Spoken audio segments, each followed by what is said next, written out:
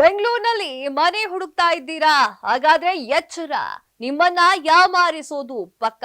ಇಲ್ಲೊಬ್ಬ ಭೂಪ ಒಂದೇ ಒಂದು ಮನೆಯನ್ನ 22 ಜನಕ್ಕೆ ತೋರಿಸಿ ವಂಚನೆ ಮಾಡಿದ್ದಾನೆ. ಇದನ್ನ ಬಗ್ಗೆ ಹೇಳ್ತೀವಿ ನೋಡಿ. ಸ್ವಂತ ಮನೆಯನ್ನ ಬಾಡಿಗೆ ಹಾಗೂ ಭೋಗ್ಯಕ್ಕೆ ಕೊಡುವುದಾಗಿ ನೋ ಬ್ರೋಕರ್ ಆಪ್ ನ ಮೂಲಕ ಜಾಹೀರಾತನ್ನ ನೀಡಿ 16 ಮಂದಿಗೆ ಕೋಟ್ಯಾಂತರ ರೂಪಾಯಿ ವಂಚಿಸಿದ ಆರೋಪಿಯನ್ನ ಹೆಬ್ಬಾಳ ಪೊಲೀಸರು ಬಂಧಿಸಿದ್ದಾರೆ.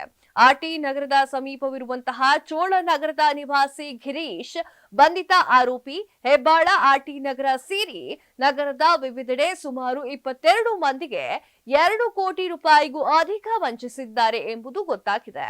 ಇದೇ ಪ್ರಕರಣದಲ್ಲಿ ಆರೋಪಿಯಾಗಿರುವಂತಹ ಗಿರೀಶ್ ಪತ್ನಿ ದೀಪಾ, ನಾದಿನಿ ಸರಿತಾ ಹಾಗೂ ಸಂಬಂಧಿ ಮನೋಹರ್ಗೆ ನೋಟಿಸ್ ಕೊಡಲಾಗಿದ್ದು ವಿಚಾರಣೆ ನಡೆಸಲಾಗ್ತಾ ಇದೆ ಅಂತ ಪೊಲೀಸರು ಮಾಹಿತಿಯನ್ನ ನೀಡಿದ್ದಾರೆ.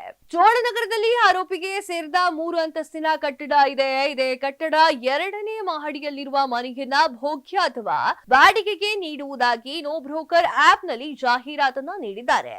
ಇದನ್ನ ನಂಬಿ ಆರೋಪಿಯನ್ನ ಸಂಪರ್ಕಿಸುವ ಮಂದಿಗೆ ಮನೆಯನ್ನ ತೋರಿಸಿದ್ದಾನೆ. ಬಳಿಕ ಮನೆ ಒಪ್ಪುವ ಬಾಡಿಗೆದಾರನಿಂದ ಮುಂಗಡವಾಗಿ 6 ರಿಂದ 13 ಲಕ್ಷ ರೂಪಾಯಿಯನ್ನ ಪಡೆದುಕೊಂಡಿದ್ದಾನೆ. ಅದೇ ರೀತಿ ಪ್ರತಿ ಬಾರಿ ಸಂಪರ್ಕಿಸುವ ಬಾಡಿಗೆದಾರನಿಗೆ ಮನೆ ತೋರಿಸಿ ಲಕ್ಷಾಂತರ ರೂಪಾಯಿ ಮುಂಗಡ ಹಣವನ್ನ ಪಡೆದುಕೊಂಡಿದ್ದಾನೆ.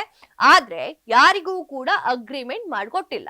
ಅದನ್ನ ಪ್ರಶ್ನೆ ಮಾಡಿದಾಗ ಮನೆ ಪ್ರವೇಶ ಮೇಲೆ ನೀವು ಅಗ್ರಿಮೆಂಟ್ ಮಾಡ್ಕೋಬಹುದು, ಅವಾಗ್ಲೇ ಮಾಡ್ಕೊಳ್ಳೋಣ ಅಂತ ಹೇಳಿ ನಂಬಿಸಿದ್ದಾನೆ ಅಂತ ಪೊಲೀಸರು ತಿಳಿಸಿದ್ದಾರೆ. ಮತ್ತೊಂದ್ ಕಡೆ ಹಣ ಕೊಟ್ಟವರು ಮನೆ ಕೊಡಿ ಅಂತ ಕೇಳಿದಾಗ ಮನೆ ರಿನೋವೇಷನ್ ಆಗ್ತಾ ಇದೆ, ಈಗಿರುವಂತಹ ಬಾಡಿಗೆದಾರರ ಜೊತೆಗೆ ಹಣದ ವಿಚಾರವಾಗಿ ಸಮಸ್ಯೆಗಳಾಗ್ತಾ ಇದೆ, ತಂದೆ ತೀರ್ಕೊಂಡಿದ್ದಾರೆ, ಸಂಬಂಧಿಕರಿಗೆ ಹುಷಾರಿಲ್ಲ, ಇದೇ ತರ ಕಾರಣಗಳನ್ನ ನೀಡಿ ದಿನಗಳನ್ನ ದೂಡ್ತಾ ಇದ್ದ ಅಂತ ದೂರುದಾರರು ಆರೋಪಿಸಿದ್ದಾರೆ.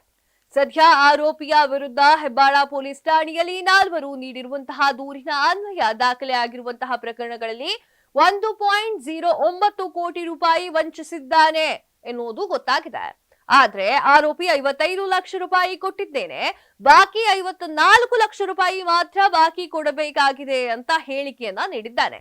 ಮತ್ತೊಂದ್ ಕಡೆ ಈತ ಇದುವರೆಗೂ ಬರೋಬ್ಬರಿ 22 ಮಂದಿಗೆ 2 ಕೋಟಿಗೂ ಅಧಿಕ ರೂಪಾಯಿಯನ್ನ ವಂಚನೆ ಮಾಡಿದ್ದಾನೆ. ಇದನ್ನ ಪೊಲೀಸರೇ ಸ್ವತಃ ತಿಳಿಸಿದ್ದಾರೆ.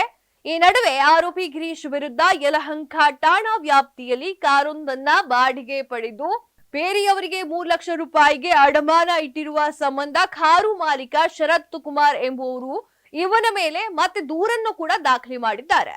ಬೆಂಗಳೂರಿನ ಸಮಗ್ರ ಸುದ್ದಿಗಾಗಿ ನೋಡಿ ಕರ್ನಾಟಕ ಟಿವಿ ಬೆಂಗಳೂರು.